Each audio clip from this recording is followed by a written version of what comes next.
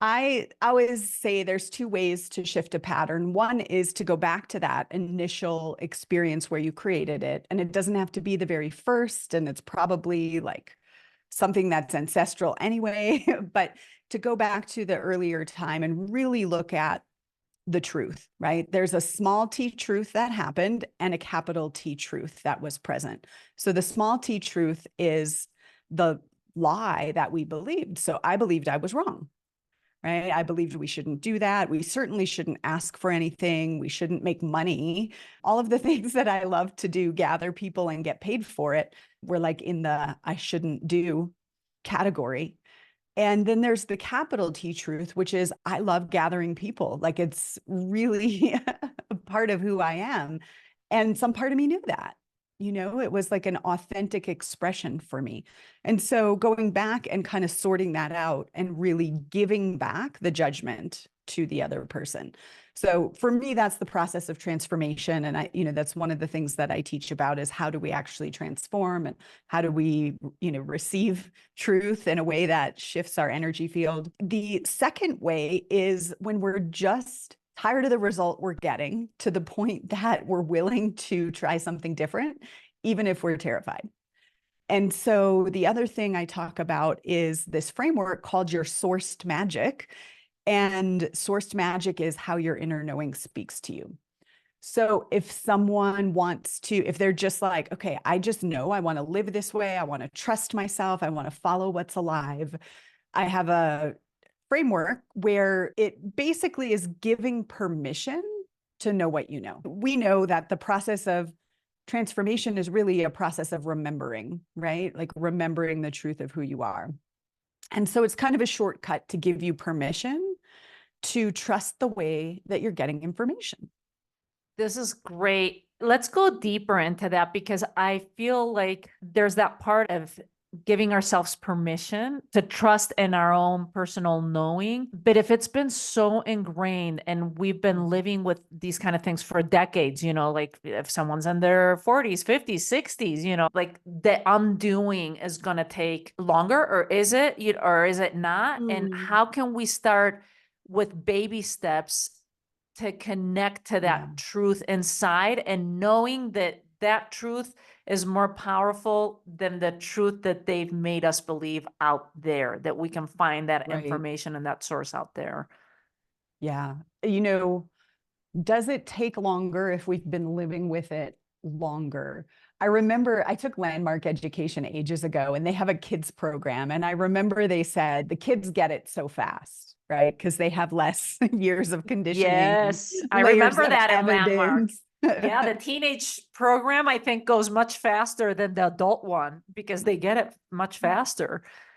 Yeah. So, we have to assume that's probably true, that it takes a little longer. I know I see new layers all the time, right? Every time I get a call to grow in a particular way, I shift something in order to align vibrationally with that person. So, yeah, there's definitely layers. And I love that you said baby steps. So, if we think about trusting your magic in baby steps, I say often it's like what to wear, what to eat, what to wear, what to eat. And do I want to go see that movie? Do I want to accept that invitation, right? Like in the low stakes things so that you build the muscle and practice feeling that it actually feels really good to do that. The other piece is to surround yourself with people who honor your magic. Environment is so important. I know you're a big fan of Think and Grow Rich, and I feel like environment is key in there. If you have people in your life, I was married to one, so totally get it, who, when you know what you know, they tell you you don't know, or they're just like going to try to subtly manipulate you into saying yes to the invitation that you're a clear no, for example, you might want to shift that relationship in your life. Yeah, that's beautiful. And thank you for that reminder, because I think environment is not just like our physical environment to, upgrade and take our thinking into a different place, but it's also people environment and mental environment, like what am I thinking on a day-to-day basis? That's great pointer there, Darla. Let's talk a little bit about self-introspection, because in order to start these baby steps that you're mentioning, and start going into reframing these truths, it sounds like you have to have space for self-introspection and asking the questions and becoming aware, right? Yeah. You know, I don't think I've been asked this question, but I might have mixed feelings about introspection because I feel Okay. like we can do a lot of analyzing, journaling, trying to figure out, that feels like introspection, but it's like the same thought process over and over again. And so for me, there are times where I've just spun out on that, right? Like that can be dangerous to be introspective and alone. I feel like we've got to be in the world, not all the time. I have a total hermit in my human design. Like I love my alone time, but we've got to be in the world and get, see how we're interacting and get feedback from the universe in order to know what to introspect. And if we're just sitting there thinking about it, I don't find it to be super helpful. It's like, what is our actual desire that we're moving toward? And when we have a desire that's greater than our fear of change and we start to move toward it, then the thing we need to look at is going to show up. It's 100% reliable that any energy pattern that's in the way or incongruent of our goal will show up in a big way as we start to move toward it. Then we get introspective. And then it's my personal opinion, do that work with a coach or a support structure, or take yourself on a retreat with other humans who can help hold you. Because it's like really hard to see what we can't see. It's in our shadow. Yeah, it's our blind spots. That's such a key point there, so that you don't start spinning out and you can ask the right questions and be guided. That's Yeah. great. And like if What there's not a goal that you're so lit up about that it's worth doing the introspective work, don't do it because you'll just like spiral down. That's my take. Yeah, that's awesome. So what are some of your practices? You mentioned journaling, and it just seems to me like you're super connected to your intuitive side and that truth, your inner knowing. What are some of your practices that you can share with our audience that might inspire some people to try on new things? Yeah. So first, I want to say I'm an unlikely advocate for intuition because, like I said, I went to school for engineering. I let people tell me what to be, literally, and then I did that. And engineering is very analytical, right? So it's not like I'm the person who came in and was, floating above the earth, intuitive, connected to guides. I was very rational and logical. So if you're someone like that, listening to this, just know I come from that background as well.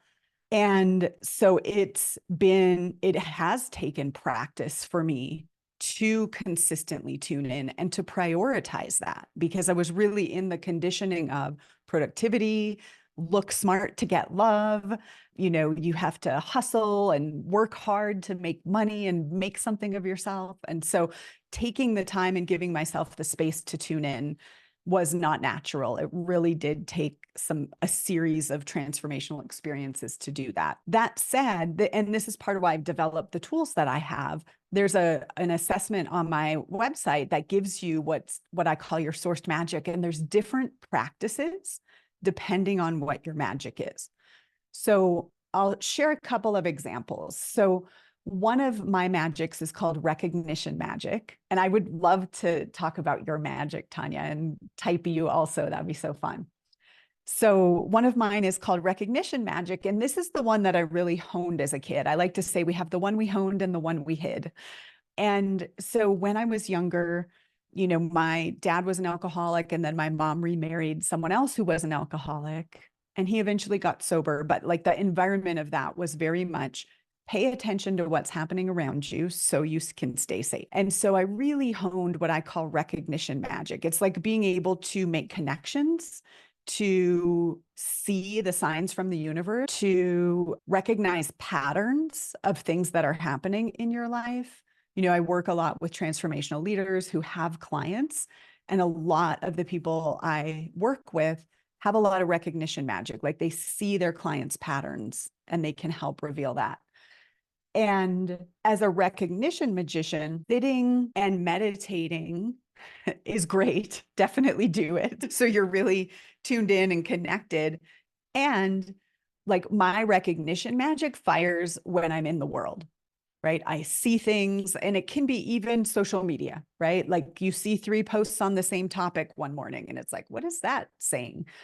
And so recognition magicians, if they think I'm just going to go meditate and get an answer, it may not be the case. I want to meditate or move my body or do breath work or whatever to feel tuned in so I'm not too distracted to see the signs, but I'm probably not going to get them while meditating. I want to be in the world. Whereas sensation magic, this is the one that I hid personally, which is feeling in your body the energy around you. It literally, like, my body's like a little dictionary. I did not know I had this until I started hosting retreats and I started feeling things that the people were feeling and going, what is going on? Like, why do I have a stomach ache? I didn't have a stomach ache a minute ago. This makes no sense. What's happening? And it was really someone else had a stomach ache and I was feeling it. This is, for me, when I was young, there was so much turmoil, right, that I blocked that out. I was really heavy as a kid. It's like almost like I was self-medicating to numb these feelings that everybody around me was having that I couldn't handle being with. It's And protection so, totoo, right? The what's the that? weight the weight usually is it's like a sign of protection. I remember Yes. reading that in Louise Hay's Yes. books. Totally, totally. So, if someone's a sensation magician, yoga, qigong, movement practice, getting in nature, hugging a tree, lots of energy clearing practices. I have a friend that teaches all the energetic hygiene for your field. Like, those kind of practices are so important for a sensation magician. And that's how you're going to be the most tapped in as you're going through life. So it's just different depending on how source works with you. That's awesome. Thank you so much for being with us today, for sharing your magic with us. And I look forward to continue the conversation in our mentorship masterclass too. Thank you. Thank you.